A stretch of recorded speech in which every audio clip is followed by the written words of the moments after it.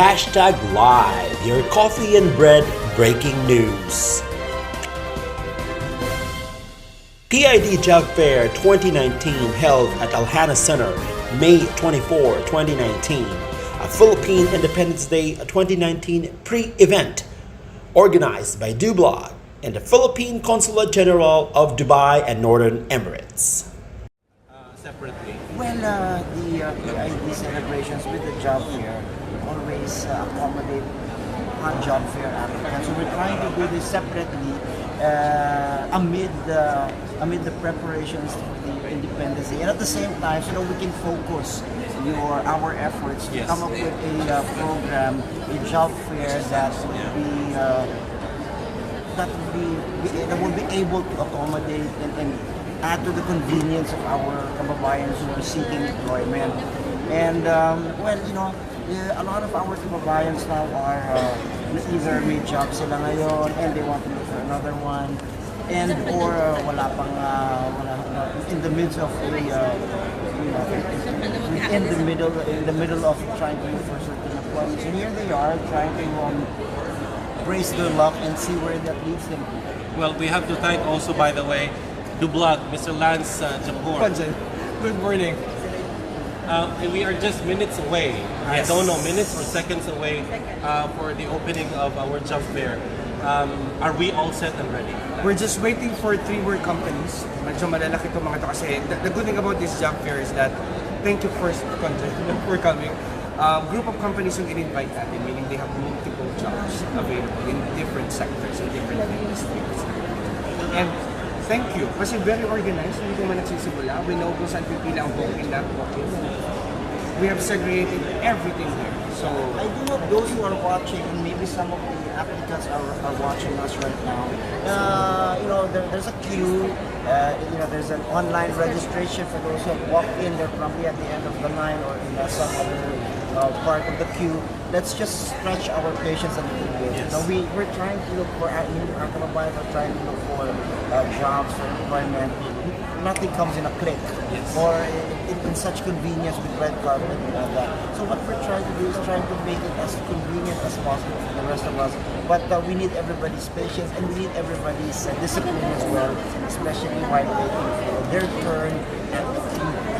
And not only that, we're not only opening this job fair for Filipinos, it's also open yeah, for there are actually a lot of other nationalities who ask, is this only open for Filipinos? And my answer is no, this is for everyone. Of course, our priority are the Filipinos, definitely, because we made this event for them, but other nationalities are very much welcome to come to participate. Which goes to show that the Filipino community is a community not only for ourselves, but we open our arms and welcome the other ethnicities and nationalities in the same way that the Europeans open their arms to us as well. Para ako naman sa TV. I love this. We can make our own show actually. Parang TV. Parang TV. Alright. So, sa mga, are we live?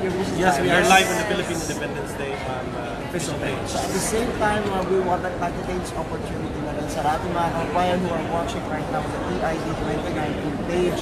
Abangan po ninyo June 14, 2019 sa World Trade Center mula alas 10 ng gabi hanggang alas 1. Alas 9:30 po ang parada. Maraming sorpresa, maraming magandang pangitahin para sa Pilipino at sa iba pa natin mga kaibigan, ibang lahi naman.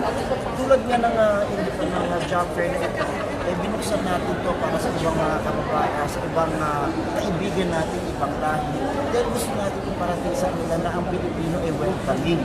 At hindi kami exclusive, inclusive po kami. Ngayon, baka naman din magsasabi sa ito, bakit dami-dami na mga kababayan natin pagkabaw. But again, we have to understand that whatever market there is, competitive po yan. So yung pinakamagaling at yung pinakamaayos na credentials ay hindi siya makakakuha ng trabaho, not because he is this nationality or that nationality, which means dapat paibihin ng ating mga kababayan yung kanilang credentials, self-improve, matuto kayo magsulat ng ayos, mag-articulate, magbasa-basa kung may time. Additional trainings is very much available and daming training centers na open and it's very affordable. And the good thing about this pre-PID event, by the way, binuksan natin siya first week ng May. Sir, we really have to close it on May 15 dahil dinagsa po yung ating online registration. And we have to make sure that we can accommodate them within that particular day. Maraming nagtatanong, Lance, bakit 2,500 lang ang tapos pinutol na natin? Yes, we've learned our lesson from the past. Na most of our kabayans actually will come and heartbroken lang sila na they expected something which at the end hindi nila makukuha. So we made our own system to make sure that all those who registered will be able to be interviewed today. In case that we still have time and some other companies are looking for someone else on top of the 2,500 registered applicants, then we will open the possibility for them to be interviewed at the same time. Kasi kung pababayaan natin walk-in lang, walang sistema. Ang mangyayari, lahat tayo iiyak at the end, magsisisihan tayo, sasabihin natin, hindi naman kami na-interview, pumunta kami. So we made a system to be fair with everyone. And by the way, ulitin po natin sa mga walk-ins, pwede lang po kayo mag-drop ng inyong CV. We do have boxes for you, Yes, sir. segregated per Industry. And the good thing about that is even if you walk in, we have one of our sponsors, I Want to Work Up, na meron naman silang online job hiring. So they will help you at the same time to look for something where you can, where you can apply and get the possibility of getting a new job. At sa mga nakapila na ngayon at nag-walk-in na ngayon, good luck po sa inyo. At tandaan ninyo, the only way you can impress them or yung mga prospective employees natin is to impress yourself first. So, huwag tayong, let's not make false pretenses about who we are. But at the same time, which means na talagang dapat galingan natin yung mga skills natin, especially articulation skills. Kasi syempre, kahit anong galing mo sa technical din, pagka yung personality mo bland o kaya hindi ka marunong magsalita, hindi mo kayang ipahiwatig yung mga nasa isip mo and effectively you're giving them tips already for the interview. Oh yes! Important interview nga po. Kaya yan isa sa pinakamahalaga. This will make or break yung applications. Ang galingan po ninyo. Which means, kung ngayon lang kayo is starting to, to learn, to articulate, to communicate, to speak effectively, you have to continually try to improve yourself. It doesn't end with getting a job. It's a lifetime process. Keep on improving your communication skills. That's very important, especially sa isang multi-ethnic society tulad ng UAE. Alright, Conjen, I have to go. Some employers are here. Additional, we have around 3 hotels actually who came. So, i-assist ko lang sila. We'll start the job fair in the next 10 minutes. So, thank you. And 10 minutes from now. I'm so sorry for the delay. Again, we were waiting for our 3 big companies, group of companies, to make sure that after the initial interview, we can actually bring those who had been screened to those companies para makakita sila ng trabaho. Conjen, let's break it down. From your own experience na lang, tatanungin ko, how one will be hired? Okay, sana yung...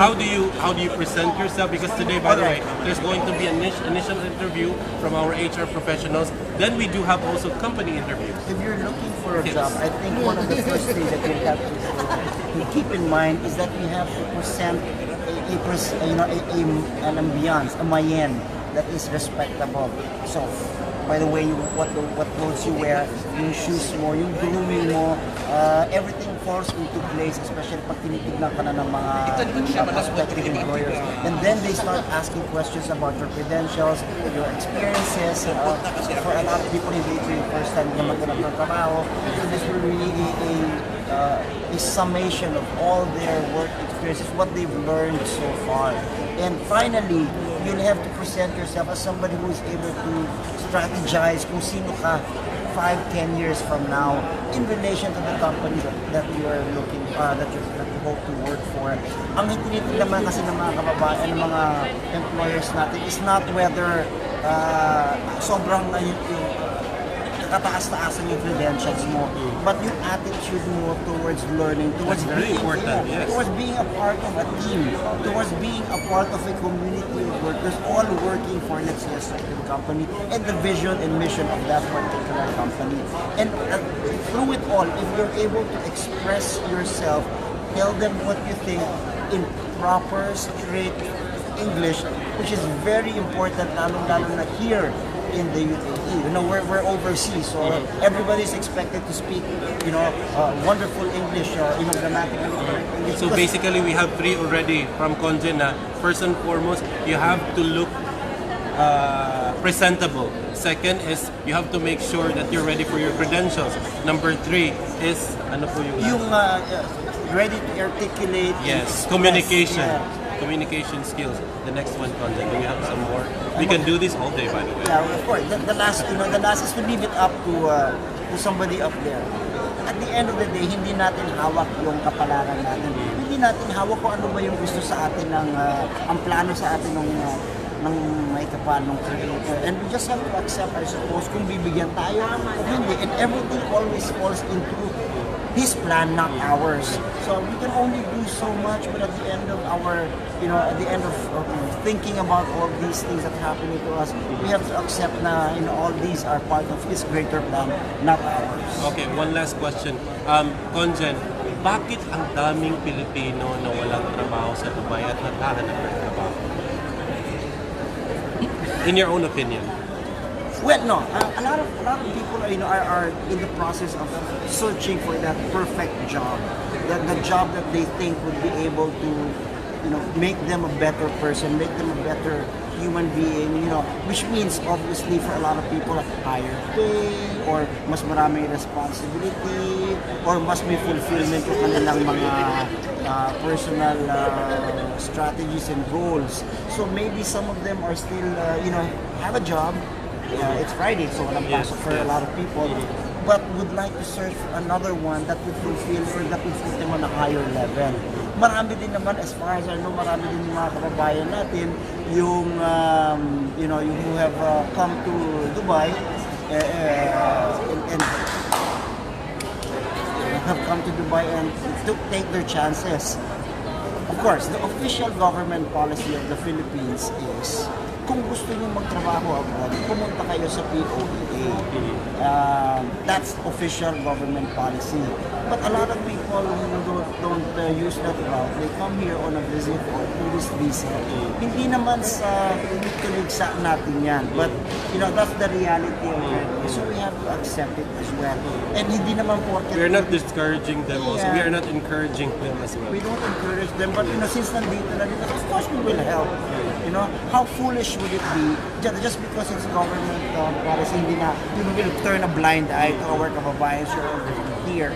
So, while again, it's official government policy, but if you want to work abroad, you go through POEA. and, you know, Philippine recruitment agencies tied up with a foreign recruitment agency. There are those who come here and just use the visit or tourist visa route. But you know, as I said, we will not discriminate our prayers for our kababayans. May everybody who are searching for employment get one.